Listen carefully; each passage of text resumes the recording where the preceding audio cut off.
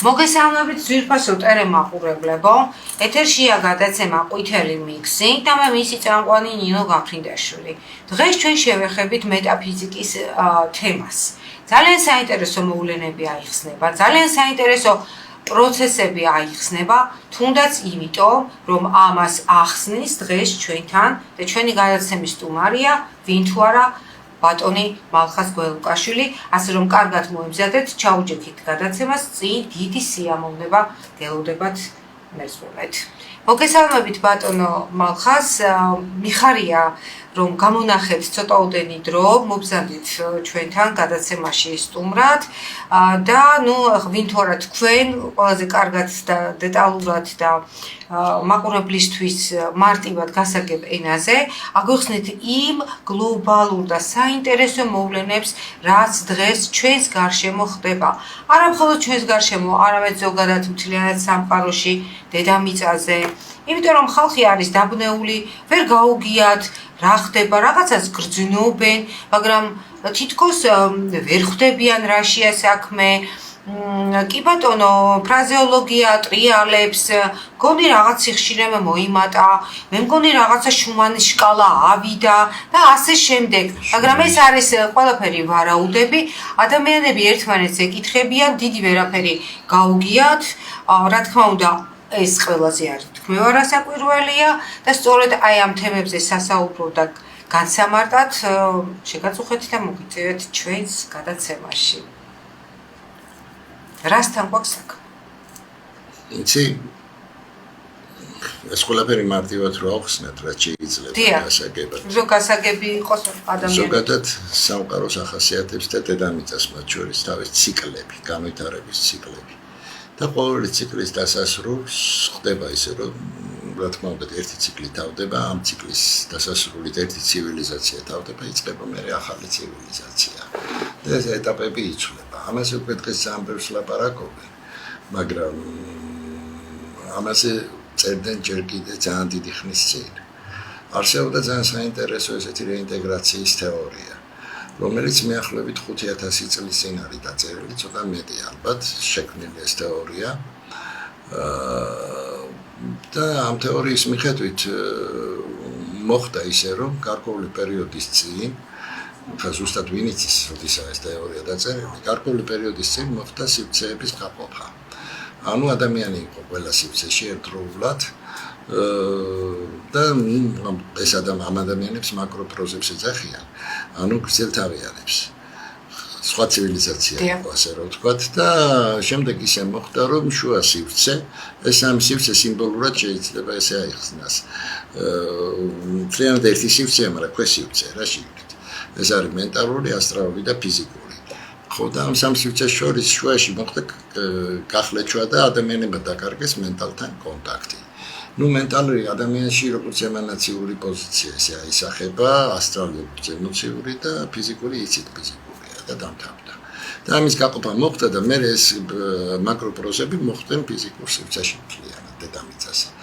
ამას მოყვა ციკლი, რომელსაც მესიის ციკლს ეძახიან, მაშიახის ციკლს ძველი პერიოდიდან, ანუ ადამიანი ასე ვთქვათ დაეცა. და ის უნდა ადგეს ფეხზე და უნდა წავიდეს, ჩვენ კი ვეძახით ჩვენ თავს ცივილიზებულებს, მაგრამ ეს ტექნიკური ცივილიზაცია. რა საკვირველია. ხო, და არა კულტურული ცივილიზაცია. და უნდა გამოვიდეს მთელი ამ სიტუაციებიდან. იცი თუ კარგად გაეცნობი უძველეს მე ვიძახი ქრისტიანობის წინა პერიოდის მითოლოგიებს, ღმერთებს, ასე შემდეგ. პრინციპებს ამ ღმერთების განსაკუთრებით საინტერესო მაგკუთხით გნოსტიციზმია, მიხვდებით, რომ ყველგან აი ფინიკიაში, ყველგან ერთი და იგივეები იყვნენ. და ერთი და იგივე სასტავი იყო და ერთნაირად ესმოდათ მთელი, ანუ დუალისტური სამყარო. ამავე დროს ამ ეპოქას ინდოეთში, სანსკრიტი ძველი ინდოეთი, ასე რომ ვთქვათ, ინდოეთი სიმბოლურად არის, იმიტომ რომ ეს ის ხალხი არ არის. ეპოქაში ამას კალიუგას ეპოქა დაერქვა. ეს დაიწყო ჩვენ წელიწადამდე 3102 წელს 18 თებერვალს. ესეთი დათქმა აქვს ზუსტი რიცხვი და ეს არის სატურნის ეპოქა, ასე რომ ვთქვათ. ეს ბნელი ეპოქა. ანუ სადღაც 12800 წლის წინ, იმიტომ რომ 25600 წელია სრული ციკლი და ეს როგორც სინუსოიდა ისე აისახება და იმ გადაკვეთის წერტილი, დაცემის წერტილი არის 25000, ისა 12800 წლის წინ მოხდა, ასე რომ ვთქვათ, ეს გადასვლა ეტაპიდან ეტაპში, მთლიან ეტაპში. და მე როცა ზენიტში ჩავიდა ქვემოთ ეს სინუსოიდის ხაზი, აიქ დაიწყო უკვე კალიუგას, ანუ ეს ბოლო ეპოქა, ინტეგრაციის ეპოქა, როდესაც ადამიანმა უნდა გამიცადოს სრული ცვლილება და უნდა ამოვიდეს მაღლა. ტრანსფორმაცია. ტრანსმუტაცია. ტრანსმუტაცია. ხო, ტრანსფორმაცია ცოტა სხვა რამეა და ტრანსმუტაცია სხვა რამეა. ტრანსმუტაციის შესაბამისობა ქართულში არის გარდაცვალება სიტყვა. ხო, და ის შეესაბამება. კარგად მესმის ძალიან ეხლა რასაც გულისხმობთ. ეს შეესაბამება მე-13 არკანს, ანუ მისი ნეგატიური პოზიცია მაშინ ყველაფერი ბინერში განისაზღვრებოდა. ეს არის სიკვდილი, ანუ სტაგნაცია, მაშინ ესე ეძახდნენ და ტრანსმუტაცია არის მისი ამაღლებული პოზიცია, ანუ ახალ საფეხურზე გადასვლა. მესმის. ეხლა რა მოხდა სინამდვილეში? დედამიწა მუდმივად მოძრაობს, ისაც ცოცხალი არსებაა, მაშინდელი გაგებით და სწორიც არის, დღეს ეს უკვე დადგენილია. მაშინ გადაიხარა დედამიწის ღერძი და ანუ ის წინა ცივილიზაცია, თქვათ ატლანტების, ლემურების და ასე ცივილიზაცია, ის იყო უფრო მაღალ განზომილების, ანუ ხუთგანზომილებელი სივრცის აღქმაში იყო. ხუთგანზომიანი. კი. და მე როგორც კი ღერძი გადაიხარა, მოხდა სამგანზომილებელი სივრცის რა თქმა უნდა, ამ დროს იცვლება, იმიტომ რომ წარმოიდგინეთ დედამიწა მთლიანად ღერძი და ეს ღერძი მოძრაობს, ხო და გადმოვიდა. ეხლა ამ წუთას 65 კილომეტრის სიჩქარით სწორდება. სწორდება. წელიწადში. კი. ეს ცოტა არ არის, საკმაოდ დიდი სიჩქარეა. სწორდება ეს ღერძი, იმიტომ არის ამდენი კატასტროფა დედამიწაზე.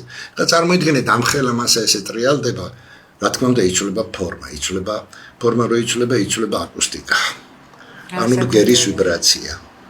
და სხვა ფორმას ღებულობს დედამიწა ავტომატურად. იცვლება ელექტრომაგნიტური ველი, შიდაც და გარეთ. შიდა ველი რომ შეიცვალა, შარშან ჯერ კიდე ეს პეკინის ლაბორატორიამ დასკვნა დადო ოფიციალური ბირთვის და გარე ელექტრომაგნიტური ველი რო შეცვლილია, ამაზე უამრავი დასკვნები არსებობს. საქმე იმაშია, რომ როგორც კი ეს იცვლება ყველაფერი.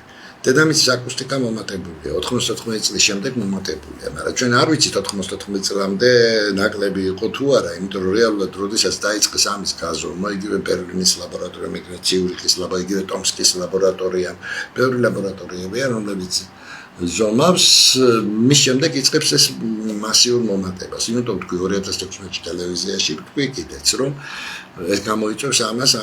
იმიტომ რომ ადამიანი მთლიანად სიხშირეებია. ზოგადად ფიზიკური სამყარო მთლიანად ეს სიხშირეების სამყარო, ყველა სამყარო სიხშირეების არის აბსოლუტურად. ჩვენ უბრალოდ სიხშირეს არ აღვიქვათ როგორც მატერიალურ არსს, მაგრამ სიამბლეში მატერიალური არსია სიხშირეც. ხო და ნენდელა ადამიანი ეს ღერძი რო იცვლება მთელი სამყარო გარშემო და ამავე დროს ჩვენ უნდა შევეძლოთ ამ საყოველთს, გვინდა არ გვინდა და მასთან ერთად უნდა ამაყდეთ. მეხუთე განზომილების ცნობიერების ძირითადში ყველაფერს აკუსტიკა განსაზღვრავს. ჩვენ ცნობიერებასაც თავის ქალის აგებულება ძალიან განსაზღვრავს აბსოლუტურად. საკმარისია თავის ქალის აგებულება დაირღვეს, ადამიანი კვდება. აბა მიიღეს რამო და გაიჭეჭყოს თავი, ხო? კვდება, იმიტომ რომ ტვინი არ განსაზღვრავს, აკუსტიკა განსაზღვრავს აზროვნებას. Clear და ყველაფერი. ჩვენ ჩართული ვართ ენერგოინფორმაციულ ველთან, მსოფლიო და იქიდან გვაქვს ეს ყველაფერი და იქიდან ვიღებთ ყველაფერს. ეს ისე რომ ჩვენ თვითონაც ვერ ვიაზრებთ. ამაზე უამრავი მასალა არსებობს, სხვათა შორის ნეიროფიზიოლოგების, ფიზიკოსების, ბიოფიზიკოსების და ასე შემდეგ. ხო და მასალებს უნდა გაცნობა და გააზრება მთლიანად. და აი ამ ცვლილებასთან ერთად იცვლება მთელი სამყარო. ხო, ახლა როგორ არის ეს ციკლია? დედამიწას აქვს თავის განვითარების ციკლი. ჩვენ მოვხვდით ამ ციკლის ბოლოში ახლა. იმიტომ რომ ის 12000 წელიც გავიდა და მიდის ბოლოში, ის შუაკვეთის წელიც გავიდა და მიდის ბოლოში და დედამიწა ბრუნდება თავის ძველ სიტუაციაში. პირვანდელ სახეს. კი, ანუ ბრუნდება იმ სივრცეში, რომელიც გამოიწვევს მეხუთე განზომილების გახსნას ავტომატურად. ეხლა რო იკითხოთ ეს განზომილებები სად არის, როგორ აქ არის ყველაფერი. ჩვენ სამგანზომილებაში კი არ ვცხოვრობთ. ჩვენ სამგანზომილებიაში აღვიქვამთ სამყაროს, ეს არის. სამგანზომილებიანი სუბიექტური სივრცეა. აბსოლუტურად და ამიტომ ჩვენ მთელ სამყაროს სუბიექტურ პოზიციაში ავიღოთ. 4 უკვე ეს ხიდის პონტია და 5 ეს უკვე ობიექტური სივრცეა, იმიტომ რომ ჩვენი ყველაფერს ავიღოთ მთელ წრეში ვავიღოთ. ეს როგორი პოზიციაა, იცი? აი დაჯექი შენ და იყურები სიბრტყეში, სარკეში მაგალითად. ხო, ეს არის სამგანზომილებიანი სივრცე. შენ ხედავ შენ თავს სამგანზომილებიან სივრცეში. ზოგადად ნებისმიერ საგანს შენ ხედავ სამგანზომილებიან სივრცეში.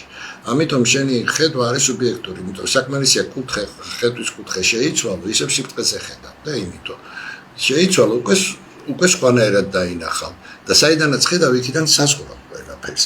იმიტომ რომ მთელი ჩემი აღქმის პოზიციები საზღვრავს. 4-იანში შენ უკვე უფრო დიდ სივრცეში ხედავ, წრიულად ხედავ და უკვე ობიექტურ პოზიციაში გადადიხარ და 5 აბსოლუტურად ხედავ ამას ყველა მხრიდან. იმიტომ რომ თუ სამგანზომილებიან სივრცეს წარმოვიდგენთ როგორც კუბს, 4 ეს 2 კუბია. 5 ეს უკვე 4 კუბია ავტომატურად. და წარმოიდგინე ამდენი ის ტრიალებს ერთდროულად. აქვე დროც იცვლება, რა თქმა უნდა, ყველაფერი ამასთან ერთად. ეხლა არის ლაპარაკი ხო იმაზე, რომ დრო ძალიან აჩქარებულია. კი ბატონო. ხო, დრო აჩქარებულია, რატო აჩქარებული? იმიტომ რომ უკვე შუახიდზე ვართ ჩვენი 4 განზომილებიანი, 3 განზომილებიანიც აქ არის 4-იანი და 5-იანი ჩემოდის და ამ შუახიდის პოზიციაში ვართ და ამ პოზიციაში დრო ჩქარდება, იმიტომ რომ ეს 2 კუბი მოძრაობს და დრო იკარგება გარკვეულ მომენტში. ხო, და მეხუთეში იმიტომ რომ ენერგიაა დრო. და როგორც კი 5-ში გადავა ეს დრო უკვე აბსოლუტურად დაიკარგება. იმ დროს წარსული დღევანდელობა მომავალი ყველაფერი ერთმანეთში იღება და ყველაფერს ხედავ. და ყველაფერს კი, ყველაფერი აღიქმება.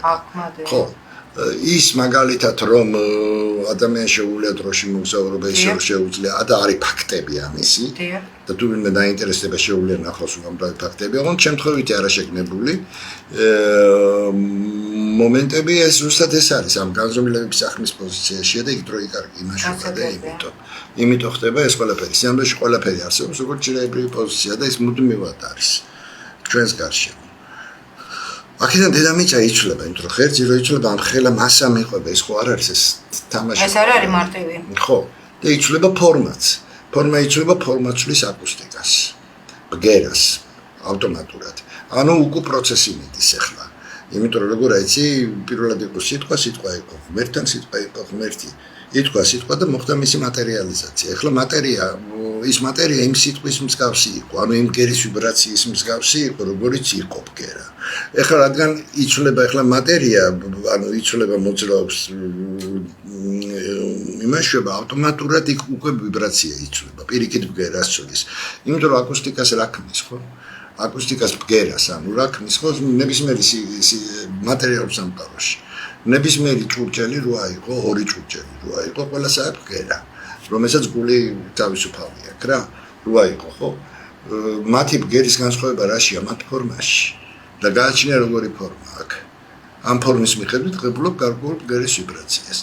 ესეა ეს ჩვეულებრივი მომენტია, ის მაგალითად ჭიქებზე რომ იმების თითების მოსმით უკრავენ და რა მილიონი რაღაცა, იგივე ყორღანებს რო აკეთებდნენ და ნახრეთი რო ქონდა და ბგერა გამოდიოდა მუდმივად ხმა და მთელი ამბები ეს მაგაზია ხო დამოკიდებული.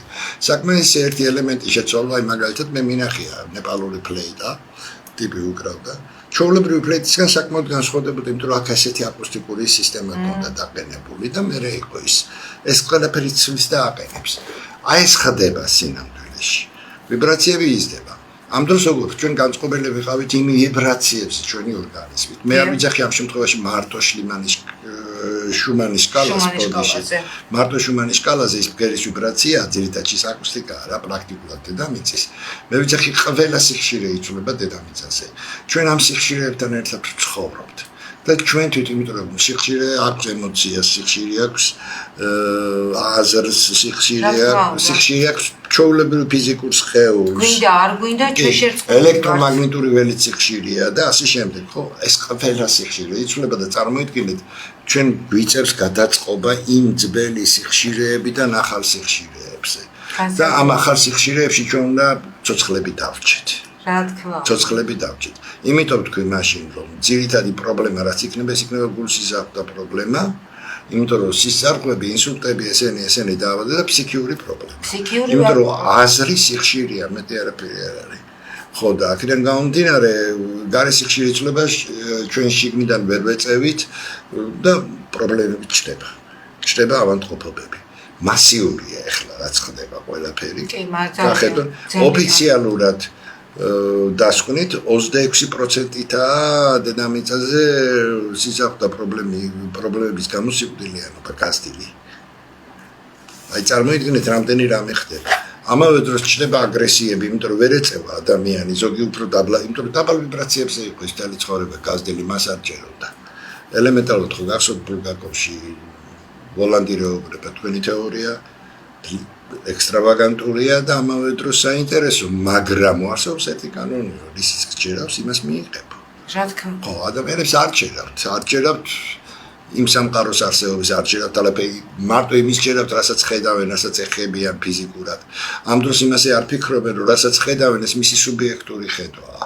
იმიტომ რომ მაგალითად მე და იგივე ნებისმიერი ცხოველი რო ავიღოთ, ერთნაირად არ ვხედავთ, ჩვენ სხვადასხვანაირად აღვიქვამთ სამყაროს აბსოლუტურად, იმიტომ რომ ჩვენი სპექტრები სხვადასხვა ადგილებზე ზის. ხო და აი რა სპექტრში ვზივარ, იმ სპექტრში აღვიქვამ მე.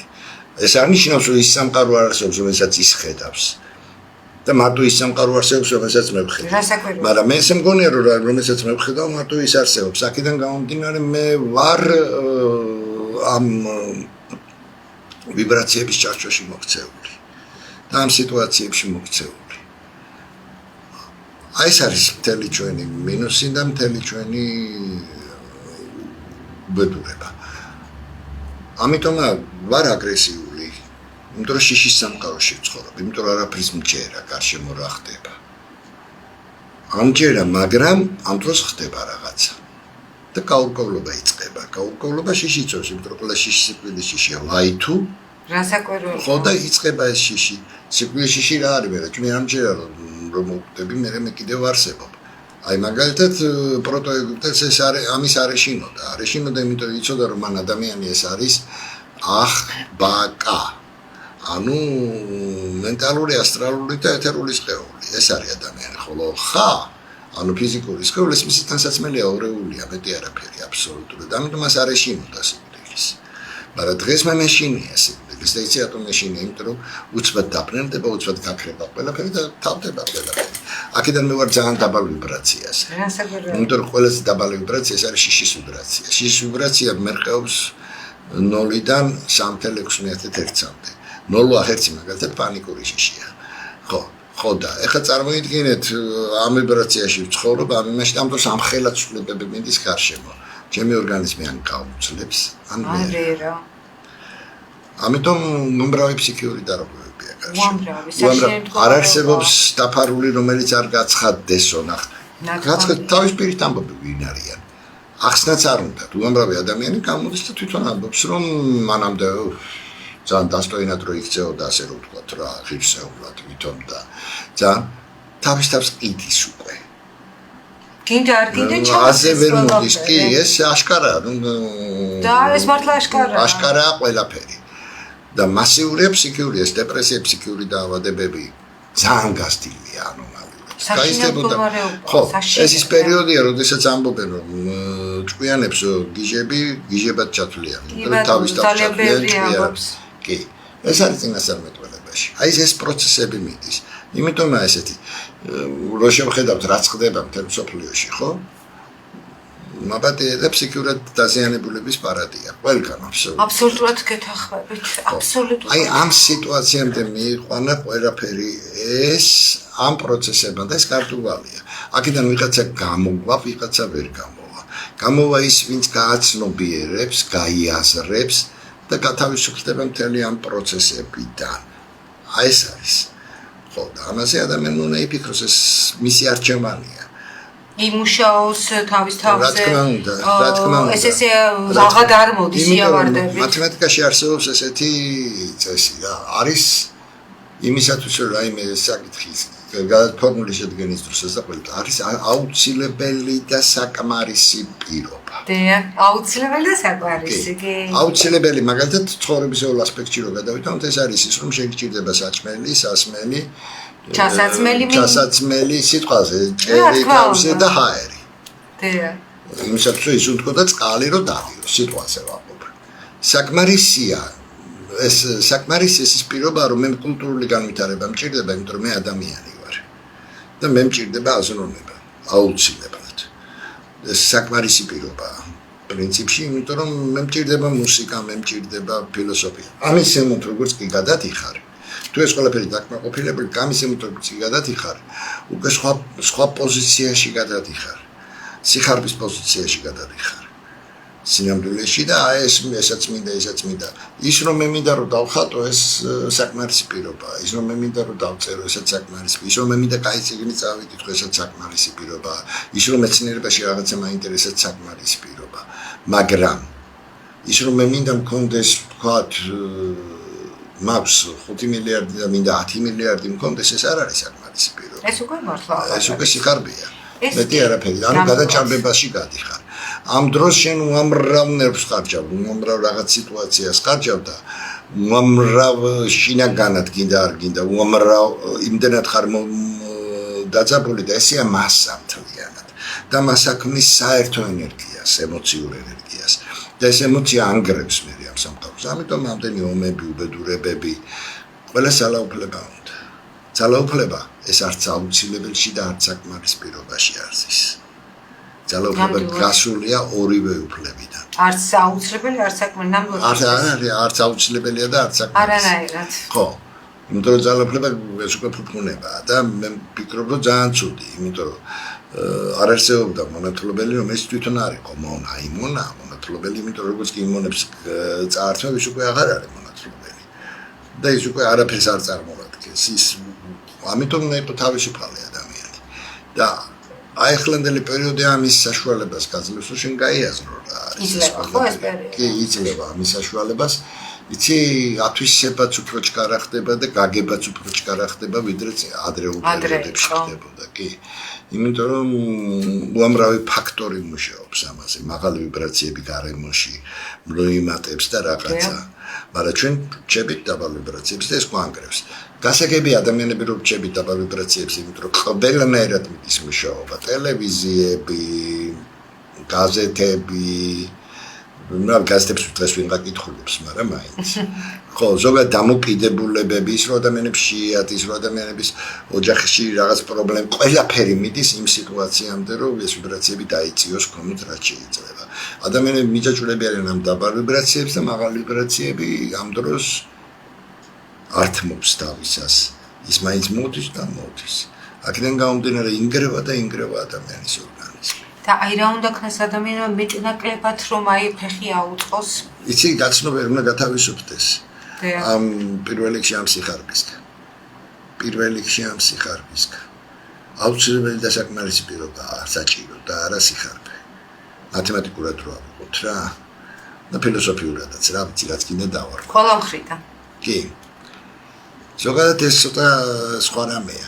ეს ყველაფერი ხდება რეალური ფიზიკის დონეზე, რეალური მათემატიკის დონეზე და არა რაღაც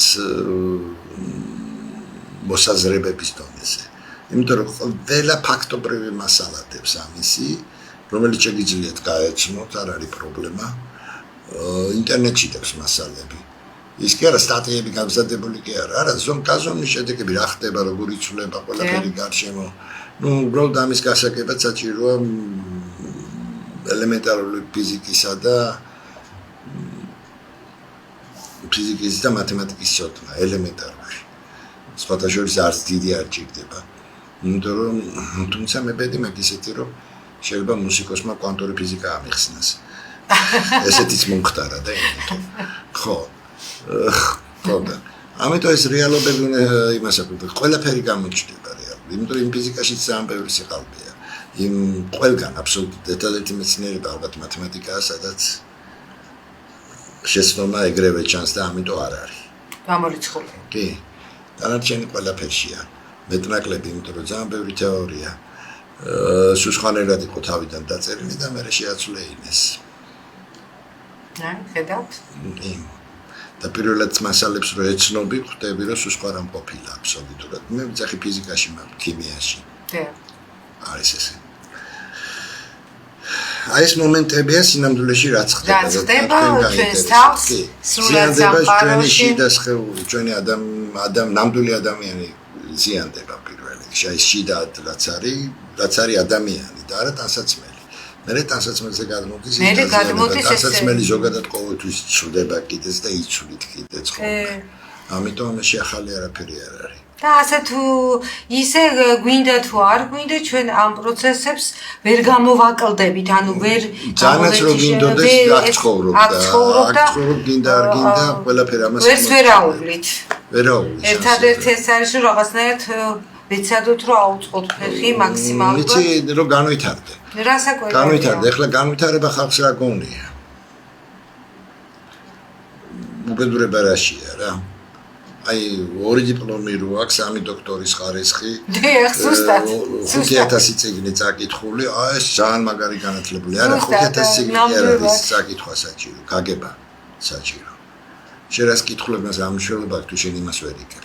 თუ ვერ იგებ და ვერ აცნობიერებ. და მეორე მე ჩემს ახალგაზრდობაში უამრავჯერ მithქვია და ხშირად ვიმეორებ ამას. ბევრი მინახავს. რევოლუციამდე დაბადებული მოხუცები, რომლებიც თბილისშიც კი არ იყო ზოგი ნამყოფი და წიგნის კითხვაზე ლაპარაკის ედმეტია 3 კლასი ქონდათ ხოლმე დამთავრებული და თელ სამყაროს გრძნობდნენ გარშემო. და გრძნობდნენ სერიოზულად. აი ეს არის ინტელექტი. მე ნამდვილი ინტელექტზე ვლაპარაკობ. ამ შემთხვევაში მე ვამბობ რომ შენ უნდა ემოციურად იყო თავისუფალი. ემოციური ინტელექტი უნდა გქონდეს თავისუფალი. ემოციური თავისუფლება რას არის ყველაფერს ღებულობ ისე როგორც საჭიროა. აი ლაოცის აქ ფანტასტიკური ნათქვამი გარდუალისთვის არ ახავს ჭმომა, ისაც მოხდება ის მოხდება მაინც. ის რომ ამდენი ცუდი ხდება შენს გარშემო, იმ ცუდში შენს გაგწუდილი და იმედო. რასაკვირველია. იმიტომ რომ შენი თანხმობის გარეშე არაფერი ხდება. აბსოლუტურად მართალი წამდებით. ხო, მე მაგრამ ჩვენ როგორ ვართ, იცი ჯერ ერთი ხო თანახმა ვართ, მაგრამ სხვა რომ არ არის თანახმა. მართლა ისეთი ვისაც ესმის ეს საკითხი და არ არის თანახმა იმასაც ვერ ვიტანთ. ვერ ვიტანთ და ვლანძღავთ.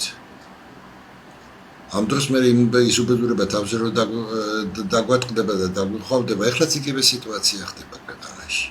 ეს მუდმივად ესემედის. ყოველთვის არჩევანს ვაკეთებთ ცუდსა და უარაშორს, არასოდეს კარგს არ ვირჩევთ. ეს ესეა. იმიტომ რომ სიმართლის ხედვა გვიჭირს, რატო? იმიტომ კი არა რომ ჩვენ გვიჭირს, იმიტომ რომ ჩვენ არ გვინდა დავინახოთ. იმიტომ რომ სიმართლე გხლის, სიმართლე საშინელი. არა და სამგანზომილებიანი სივრცის დასრულება ეს ზუსტად იმიტომ სამგანზომილებიანი სივრცეში რაც ყველაზე მთავარია და ასევე 4-იანის დასაწყის პერიოდებში ეს არის სიმართლისთვის თვალის გასწორება. იმიტომ რომ ჩვენ სიმართლე ყველა შემთხვევაში სუბიექტური ეს დედამიწას ეხდება, მაგრამ თუნდაც ის სუბიექტური სიმართლე ხომ უნდა დავინახოთ და გადავიდეთ ნენელა ობიექტურ სიმართლეში. ვამბობს ქრისტე კიდეც, მე ვარ გზა, თავისუფლება და ჭეშმარიტება. გზა ეს ცხოვრების გზა, რომელზეც ჩვენ ვდგავართ. თავისუფლება ამ გზაზე უნდა გავთავისუფლდეს იმისათვის, რომ დავინახოთ ჭეშმარიტება. და ჭეშმარიტება სწორედ ეს არის, რომ უნდა გადახვიდე. და იქ დაინახავ ყველაფერს, ის სიყვარული, ის უცხოანაირია. და არა ის სიყვარული, ჩვენ რო გგონია სიყვარული, არა. ჩვენ რაც სიყვარული გგონია, ეს ემპათია, მეტი არაფერი. ნამდვილი სიყვარულიც და სხვა დონეა და ეს ღმერთის შემეცნების დონეზეა რა. იგივე ღმერთის შემეცნება, ეს სხვა რამეა. აბსოლუტურად და ჩვენ სხვანაირად გვესმის და სხვანაირად ხედავთ ყველაფერს ამას. აი ამის თანახვაა საჭირო. ჩვენ გვავიწყდება რომ მთელი ეს კულტურა, რომელიცაც ჩვენ ვეზიარეთ, მთელი ეს რელიგიების ყველაფერი, რაც კი ხდება პოლიტიკები, ეს არის კალიუგას ეპოქის. ეს არ არის თავისუფლების ეპოქის. ეს არის ჩვენი დაცემის ყველაზე მძიმე პერიოდის დაწყების, შავი ეპოქის.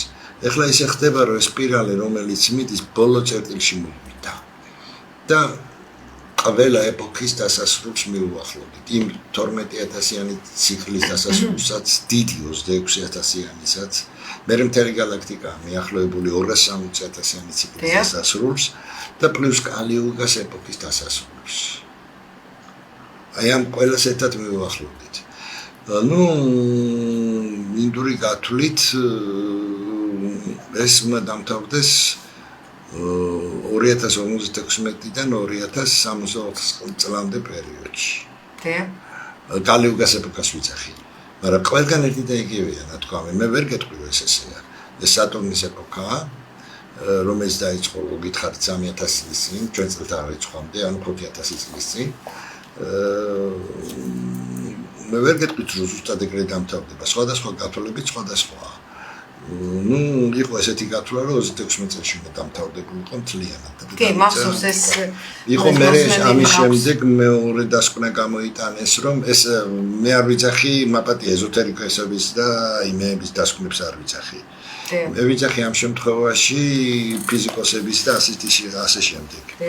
ორგანიზაციების გარკვეული და ჯგუფები არის მთლიანად თუმის დედამიწის გადარჩენაზე მუშაობს და ფიქრობს. მეორე გათვლით იყო 2033 წელი. ეხლა საერთოდ ლაპარაკია 27-28 წლებში. 27-28 წლებში. კი, ანუ მოახლოვდა სიტუაცია და უკვე მიდის საუბარი რომ ეს ვიბრაციის დიდი ტალღა, ანუ ცვლილებები უკვე წელს საკმაოდ მაღალ დონეზეა, წელს 24 წელში. და ეს დაიწყო შარშან დეკემბერში ძირითადში. იანვრის გაზომით მოხდა რომ შუაში სპეკენის ლაბორატორიის გაზომით რომ დედამიწის კულის მაგნიტურმა ველმა მიმართულება შეიცვალა საერთოდ. და ეს კატასტროფები რაც ხდება გარშემო ეს წმინდა გეოლოგიური და გეოფიზიკური მოვლენების შედეგია. ეს კლიმატოლოგიური ცვალებაც, იმიტომ რომ გარე ველიც გაზრდილია დედამიწის ელექტრომაგნიტური ველი. ეს ყველაფერი არ ხდება შემთხვევით. ეს ციკლია დედამიწის. დედამიწა სულ მუდმივად გადის ამ ციკლებს. ამას ვეძახით მეორედ მოსვლას. და რატო იგივე ძველ წიგნებში მუდმივად ლაპარაკი აპოკალიფსი. ანუ იოანეს გამოცხადებაზე. 30-მდე ესეთი გამოცხადებაა დაწერილი მანამდე. 30-მდე და ერთ-ერთს ემეორებს ერთმანეთს აბსოლუტურად. და რატო ლაპარაკი? როცა ხალხი გაიხრწნება და აღწერილია ყველა ეს პროცესები. იმიტომ რომ როდესაც ეს ცვლილება ხდება, მაგ დროს ქაოსი, პოზიცია რო ხდება, ის დაბალ ვიბრაციებზე მიჩება, ის გაოგნებული რჩება. და ეს გახრწნილებაც მაშინ იწყება. ის ცდილობს თავი გადაირჩინოს, ლიშბი ცოცხალი დარჩეს. და მიდის სამყაროს კანონების წინააღმდეგ. სამყაროს რა კანონები აქვს? ერთადერთი კანონები აქვს, ეს არის კანონი, ეს არის ბინერის კანონი. გახსოვთ ალბათ, დაოიზმში ეს არის ინი და იანის პოზიცია. ეს არის აქტიური და პასიური პოზიცია აღმოსავლეთ პოზიციაში. ამას ასევე ეძახიან ემეშის ციკლს ძველებრაულში, სადაც ერთი ნეიტრალურია და ერთი აქტიური, ერთი პასიური პოზიცია. ეს მუდმივი ციკლია. იგივე რასაც ქვია ღმერთი და ეშმაკი, იგივე რასაც ქვია დღე და ხამე, იგივე რასაც ქვია ქალი და კაცი. ეს არის ბინერის კანონი. ანუ დიალექტიკა, წინააღმდეგობათა ერთიანობის კანონი. ხო და თუ წინააღმდეგობათა ერთიანობას შენ არ აღიქვამ სწორედ, ვარდები ერთი უკიდურესებიდან მეორე. რა თქმა უნდა, რაც ემართება კიდევაც ხშირად. ხო და ეს ხდება ახლა, ესეთი სიტუაცია ის ვერ მოყვება ამ სიტუაციას და ამიტომ მიდის უარყოფითისკენ, აბსოლუტურად ნეგატიური პასიური პოზიციისკენ. და ამიტომ კაცმა იუკა ჩაიცვა. ქალმა ულვაშები მიიწება. კი ბატონო. ხდება კაცების ფემინიზაცია, ქალების მასკულინიზაცია. ეს ხდებოდა გარკვეულად ყველა ეპოქაში მეტნაკლებად კალიუგას პერიოდში მთლიანად, მაგრამ ეს არის სამყაროს ღვევის კანონი. იმიტომ რომ მთელი სამყაროს საფუძველში ესდევს წინააღმდეგობა და ერთიანობა. აი ეს ერთიანობაა დარღვეული. ამ ერთიანობის დარღვევა იწვევს ქაოსს და დედამიწა ამ წუთას ქაოსშია შესული. და ყველა ნეგატიური პოზიციის ზენიტშია ასული. დაუკვირდით. დღეს ვინ მართავს ამ სამყაროს? ანუ ვინც ოფიციალურად ჩანს იმას დაუკვირდით, ჩვენს არ წახვიდეთ. ალბათ ამდენი იდიოტი ერთდროულად არ ყოფილა ამ სამყაროს და ყველა ხელისუფლების უმაღლეს შრეებში. აბსოლუტურად. დაუკვირდით როგორ მართავენ ამ სამყაროს. ამდენი უზნეობა როდესმე ყოფილა? ალბათ არ ყოფილა, ხო? არა, ამდენი უზნეობა მართლა არ ყოფილა. ამდენი ხო საშინელება უგემოვნებას რო ეძახი და უჩოდინრობას ჩოდნას. ამდენი ყოფილა? არასოდეს არ ყოფილა და სულ რაღაც 50 წლის წინაც არ იყო. მიუხედავად იმისა, რომ ერთ პირველი დარტყმა ამისი დაიწყო ჯერ კიდე 100 წლის წინ, ეს დღეს არ არის დაწყებული და ვაფშე დაიწყო მე-19 საუკუნის დასაწყისში. ეს პერიოდები, მაგრამ ამას ხო დრო ჭირდებოდა, ეხლა ძალიან დაჩქარებულია უბრალოდ, იმიტომ რომ ბოლო ეტაპზე შევედით. გახსოვთ რას ამბობს ქრისტე, სანამ მე ვარ მანამდე ნათელი მეწავალ და დაიწყება დიდი და უკონი ღამეო. მაგრამ განარსებობს ღამე, რომელიც ართენდება. და დილას რო გაიხედავ, სანამ გათენდება, პრისფერი რო ხდება სივრცე, ანუ შავიდან თეთრში რო გადადის, ის აი იმ პოზიციაში ვართ ახლა, ეს არის ქაოსის პერიოდი. ჯერ კიდე გამოგვიძებული რო არ ხარ და რაღაც უმნაბულის მომენტში რო ხარ, ნახევრად გწინავს, ნახევრად ყვიდა, ძილღვიძილის მდგომარეობაში. აი როგორც კი გამოიღვიძებ, უცბად დაინახავ თურმე სად იყავი და სად ხარ. და იქნები ბევრად უკეთეს ადგილზე. აი ესე მოხდება გადასვლა სინამდვილეში. ბატონო მალხაზ, არაჩვეულებრივია, აი თქვენი მოსმენა და სურვილიც კი რო არ გიჩნდება, რომ გააწყვეტინო ადამიანს და ახალი კითხვა დაუსვა, იმიტომ რომ ერთიანად ისე კრავთ და ისე საუბრობთ, რომ პრაქტიკულად კითხვა აღარ გიჩნდება, რომ შეაჩერო და კითხვები ესე იგი დასვა. არაჩვეულებრივი მეტყველების ეს თავისებური ნიჭია დამიჭირეთ. აი მე მინდა ძალიან დიდი მადლობა გადაგიხადოთ მართლა მობრძანებისათვის. და რა ვიცი, მაინც იმეც ვიტოვებ, რომ იქნებ კიდევ მოიცალოთ თუ და გვეწვიოთ სტუბრად. ძალიან დიდი მადლობა ჩვენს მაყურებელს კი შევახსენებ, რომ ჩვენი სტუმარი იყო ცნობილი მეტაფიზიკოსი, არაჩვეულებრივი პიროვნება და ადამიანი ბატონი მალხაზ გველუკაშვილი. მშვიდობიანი დღე, მეგობრებო, მომავალ შეხვედრამდე.